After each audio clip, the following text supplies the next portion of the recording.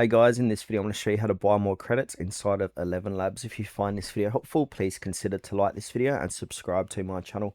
In saying that, let's just jump straight into the video. Okay, so if you've been using the free trial or one of the lower tiers, we can go ahead and upgrade our subscription. So the best way to do this is to come on over to ElevenLabs, click onto your account and then click onto upgrade next to balance.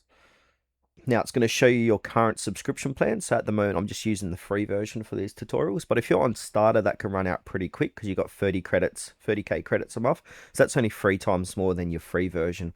So the only way to increase your credits is to go ahead and upgrade. So if you're on starter, go ahead and upgrade to your creator plan. Or if you're on creator, upgrade to pro.